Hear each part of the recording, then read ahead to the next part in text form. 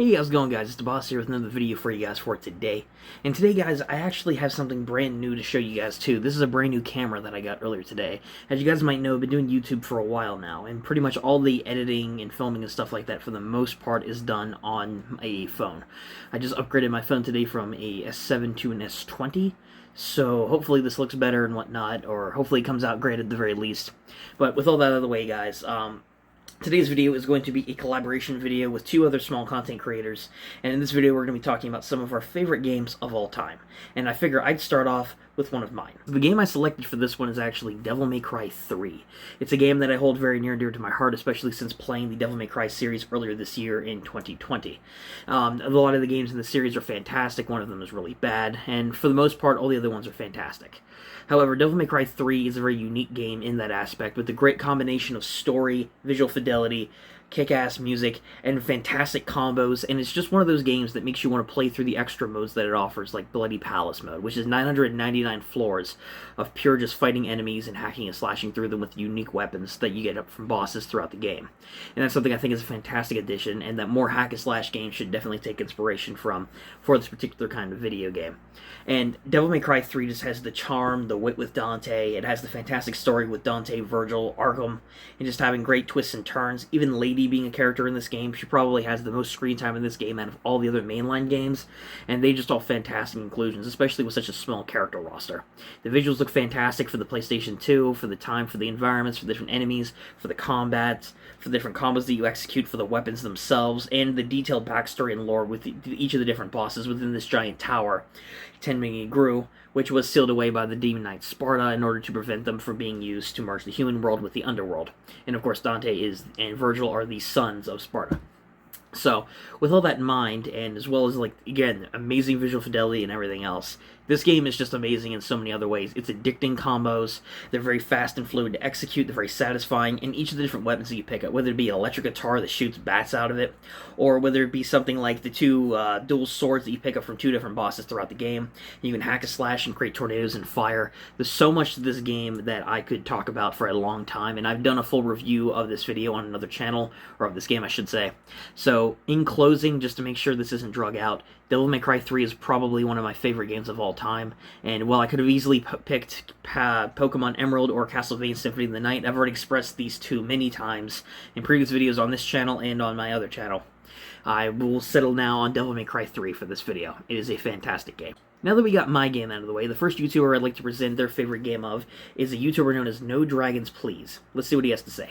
Hey there, everybody. So, my favorite game. Ooh, that's a tough one. I've loved a lot of games in my years of playing them, honestly. But I would have to say probably my favorite game spot is held by Star Ocean Till the End of Time.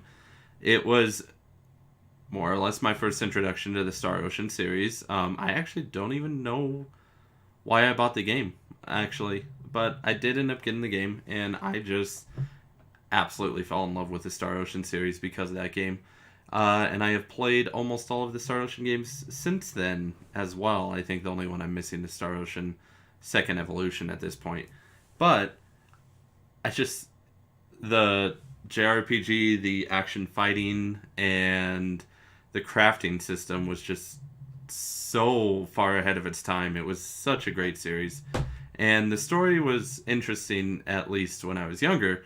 I've since gone back and played it. I'm like, oh, this story's not super good, but for the times it was amazing.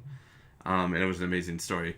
And I really think the game ages pretty well as well. The mechanics are still really pretty flawless, even on the PS4 port of it. And honestly, I love the game so much. And for our last YouTuber for this video, thanks to NoDragonsPlz, by the way, for being in this video as well, we are now going to turn our attention to another YouTuber who I've recently met, because I've known NoDragonsPlz for a little bit here on YouTube. Allow me to present Spock Productions as he goes into his favorite game. How's it going, everybody? My name is Vincent Van Spock, and Ryan asked everybody to talk about their favorite game, so I had to jump right on this train. My all-time favorite game is Super Metroid. Let's begin. What can be said about Super Metroid that hasn't already been said 1,000 times? Super Metroid on the SNES, the successor to Metroid on the NES and Metroid 2 on the original Game Boy, has defined a generation of gamers. It was released in 1994 and has since grown a following of loyal gamers, speedrunners, fan artists, cosplayers, and so many more people. It has been ported to the Wii Virtual Console, the Wii U Virtual Console, the 3DS Virtual Console, and of course the SNES Classic. The original non-modded game takes place immediately following the events of Metroid 2, in which Samus, the main character and protagonist, has captured the last surviving Metroid, a weird sort of space squid head crab looking thing, and has given it to scientists to be studied. At the start of the game, Samus enters the scientist's spaceship only to find that all of the scientists have been killed. When she finds the Metroid, space pirate Ridley emerges and steals the Metroid back to planet Zebes. Yes, that is the correct pronunciation, I looked it up, where the first Metroid game took place. Samus follows Ridley to the planet and our epic space adventure truly begins. Fans of the original game are immediately greeted with references showcasing Samus's first soiree into Zebes. A cracked and broken mother brain glass container is a harsh reminder of the difficult struggle that lies ahead, as well as the giant leap forward in technology since the first time around. In my opinion, the original Metroid was dark, bland, and difficult to navigate or know where you were at any given time, but Super Metroid took the groundwork of the first game and boosted it up to 11. The environments are far more colorful, interesting, and memorable. Not to mention the phenomenal score by Kenji Yamamoto. The opening theme sets the stage for a creepy space epic, and the individual areas of the game all have truly beautiful and haunting sounds unmatched by any composer thus far, in my opinion, of course. Just listen to a few seconds of the Brinstar theme. If that doesn't give you chills, I don't know what will. Speaking of beautiful things that give you chills, the tight controls and gameplay are so incredibly well done that Metroid fans around the world have created a massive speedrunning community. A simple YouTube search will result in hundreds, if not thousands of videos of speedrunners trying to beat the game in record times in all sorts of categories. Any percentage, 100%, reverse boss order, glitchless any percent, glitch 100%, the list goes on. This speedrunning community has helped raise millions of dollars for charities around the world as well. Super Metroid is so well done that people have modded the game to also include randomizers, where you don't know what item you're going to find at any given location. Screen rotation, where you can literally play the game sideways or upside down. And plandomizers, where you can reposition all the items, rooms, and enemies of the game to be where you want them to be. Sometimes the game is even combined with Legend of Zelda: A Link to the Past in randomizers and speedruns. In these combo randomizers, you can get Zelda items in the Metroid world and vice versa. Also, have I mentioned the fact that Samus is one of the original 8 characters of Super Smash Bros. And has been a mainstay of every Smash game since?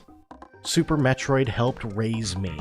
I didn't own an SNES most of my life, but whenever I would go to friends or family's houses who did own the game, you bet your backside I was there playing it. And when I eventually did get my own SNES, Super Metroid became the first game that I ever truly completed. I'm talking about getting the quote-unquote secret ending of Zero Suit Samus that came from beating the game in under 3 hours and collecting all 100 items in the game. I know that doesn't sound like much, but for a little kid, that's a lot. I know many people out there are just like me in that Super Metroid has been a huge part of life. Super Metroid influenced many games and has, in a way, changed and shaped the way our world works. So for those reasons, if you have not played Super Metroid for yourself, I urge you to do so as soon as you can. It might just change your life for the better. So thank you, Ryan, so much for letting me do this video, and thank you for each and every one of you guys for watching. See you next time.